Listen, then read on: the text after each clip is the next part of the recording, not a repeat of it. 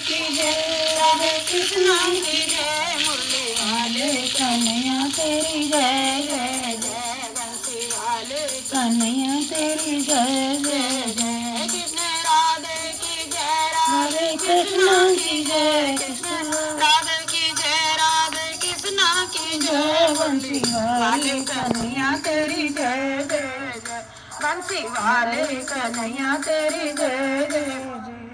अब कालियवन का महाबली पुत्र यवनेंद्र चंड प्रद्युम्न का आगमन सुनकर के अत्यंत क्रोध में भर गया और आज मैं अपने पिता की हत्या करने वाले शत्रु के पुत्र का वध करके अपने बाप का बदला चुका लूंगा। कहने लगा, मन ही मन ऐसा विचार करके 10 करोड़ मलेच्छों की सेना लिए मद की धारा बहाने और गर्जने वाले ऊंचे गजराज पर आरूढ़ हो आंखें लाल करके और वह महात्मा प्रद्युम्न के सामने आ निकला। चंड की प्रेरणा से तीखे बाणों की वर्षा करने वाली उस विशाल सेना को आई देख प्रद्युम्न अपने सैनिकों से जाकर के बोले। प्रद्युम्न ने कहा, जो शत्रु सेना का संहार करके सिर शस्त्रास्त्र सहित चंड का मस्तक काट करके यहाँ ला करके दे देगा, उस वीर को मैं अपनी सेना का सेनापति बनाऊंगा। तो नारद जी कहते हैं कि राजन, जब प्रद्युम्न पास में ही इस प्रकार कह रहे थे तो गांडीवधारी कपिध्वज अर्जुन ने बारंबार धनुष की टंकार करते हुए अकेले ही शत्रु की सेना में जाकर के प्रवेश किया। रण निर्मुद गांडीवधारी ने गांडीव धनुष से छूटे हुए सिद्धों द्वारा सामने खड़े हुए वीरों, रथों, हाथियों और घोड़ों के दो दो टुकड़े कर डाले और हाथों में शक्ति अड़ग तथा रिष्टि दुधारा कांडा लिए कितने ही शत्रु सैनिक की तो विजय कट जाने के कारण से पृथ्वी पर गिर पड़े और कितने कवचधारी वीरों के पैर कट गए और नख विदीर्ण हो गए, जिनके होते छिन्न भिन्न हो गए और शरीर घायल हो गए थे। ऐसे हाथी युद्ध भूमि में इधर उधर चिंगारते हुए भागने लगे। उनके घंटे कहीं गिर गए और उनके होदे कहीं जा गिरे। वे अपनी सूंडों से हाथियों को भी गिराते हुए भाग चले। अर्जुन के बाणों से दो दो टूक हुए हाथियों और घोड़ों से भरा हुआ वह सम्रांगण हंसुओं के कांटे बन गया और कुम्भड़ों के टुकड़ों से व्याप्त हुए खेत सा जान पड़ता था। फिर तो मल्लेच्छ सैनिक अपने अपने हथियार फेंक सम्रांगण छोड़ जोर जोर भागने लगे और ठीक उसी तरह से कि जैसे सूर्य की किरणों से विदीर्ण हुए कुहासों के समुदाय तत्काल नष्ट हो जाते हैं, उसी तरह से हे मिथिलेश्वर, हाथी पर बैठे हुए मल्लेच्छ राजदंड ने एक शक्ति घुमा करके अर्जुन के ऊपर फेंकी और वो सिंह के समान गर्जना की। राजेंद्र बलवान श्री कृष्ण सखा अर्जुन ने विधुल्लता के समान अपने ऊपर आती हुई उस शक्ति के गांडी मुक्त बाणों के द्वारा खेल खेल में ही 100 टुकड़े कर डाले और महामल्लेच्छ चंड रोष से भर करके जब तक धनुष उठाए तब तक ही गांडीवधारी ने लीला पूर्वक एक बाण मार करके उसके उस धनुष को काट दिया। तब प्रचंड पराक्रमी चंड ने दूसरा धनुष हाथ में ले लिया और उसे लेकर के प्रलय काल के महासागर की बड़ी बड़ी भंवरों से टकराने की भांति गंभीर नाद करने वाली अर्जुन की प्रत्यंचा को उसी तरह काट दिया जैसे गरुड़ किसी सर्पिणी के टुकड़े टुकड़े कर डालता है। तब अर्जुन ने ढाल के साथ चमकती हुई अपनी तलवार ले ली और उससे चंड की गजराज की कुंभ स्थली पर इस प्रकार से प्रहार किया कि मानो इंद्र ने पर्वत पर वज्र मार दिया हो और अग्निदेव के दिए हुए उस खड़ग से उस हाथी को कुंभ स्थल फट गया। हाथी का उसने चिंगाट करते हुए धरती पर घुटने टेक दिए, फिर वह अत्यंत मूर्छित हो गया। तब चंड ने भी तलवार लेकर के पांडु नंदन अर्जुन पर प्रहार किया और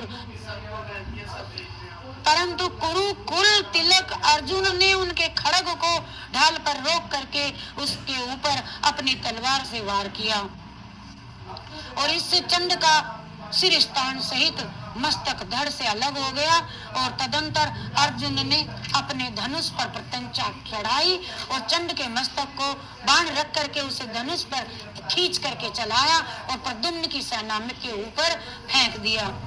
उस समय जय जयकार के साथ दुंदुभी बजने लगी। देवता लोग अर्जुन के ऊपर फूलों की वर्षा करने लगे। फिर श्री कृष्ण कुमार प्रद्युम्न ने उसी क्षण विजय ध्वज से विभूषित अपनी सेना का अर्जुन को सेनापति बना दिया।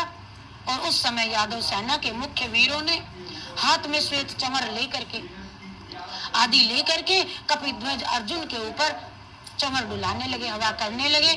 फिर तो वेगशाली अर्बुदाधीश ने प्रद्युम्न की शरण ली और उसने डरते हुए हाथ जोड़ करके नमस्कार किया और उनको भेंट अर्पित की।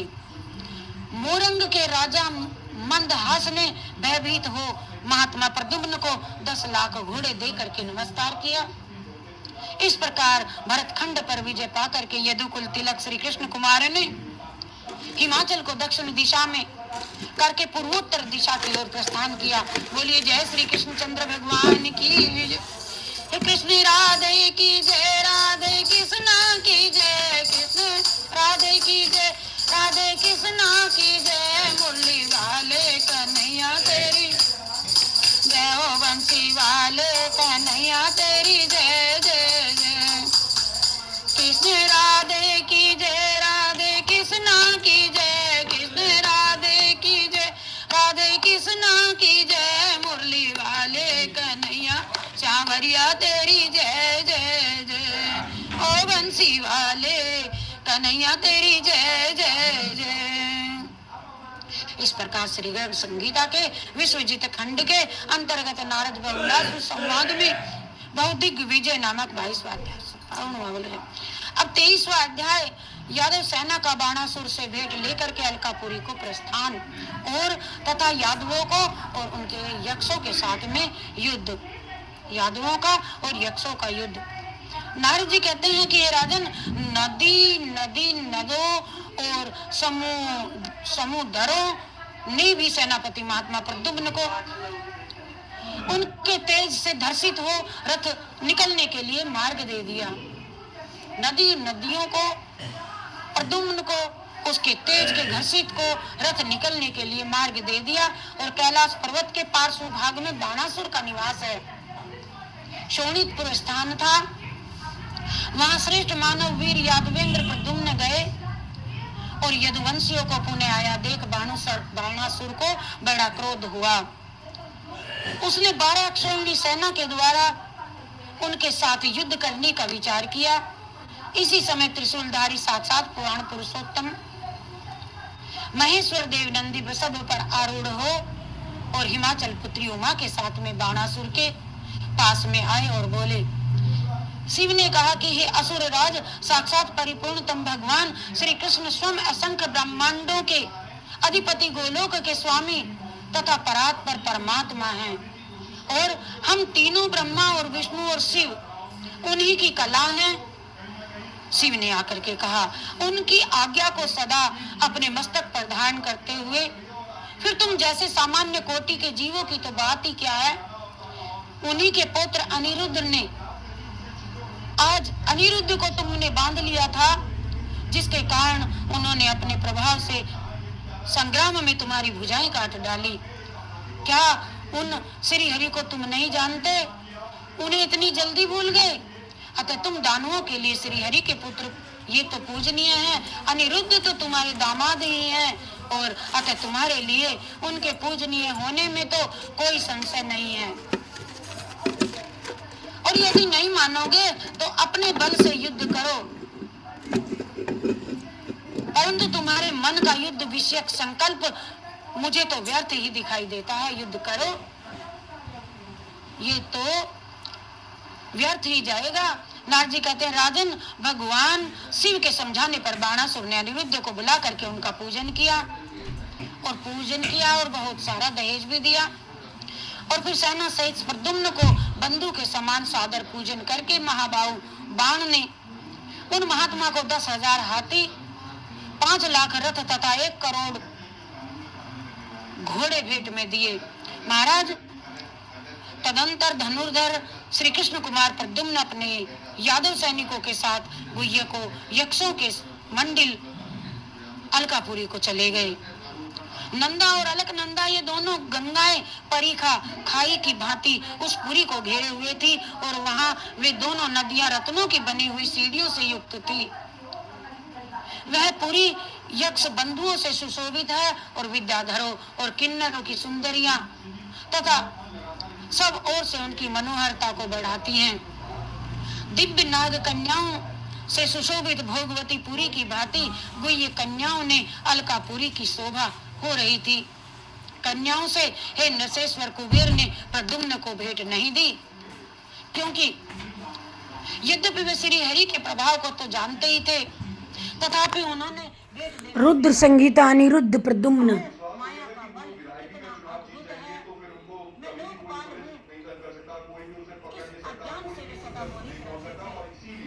अतः बलवान यक्षों से प्रेरित होकर के उन्होंने युद्ध करने का ही विचार किया। रुद्र संगीता अनिरुद्ध प्रद्युम्न। यदि धन मिल जाता है तो सारे जगत को तृणवत मानने लगता है।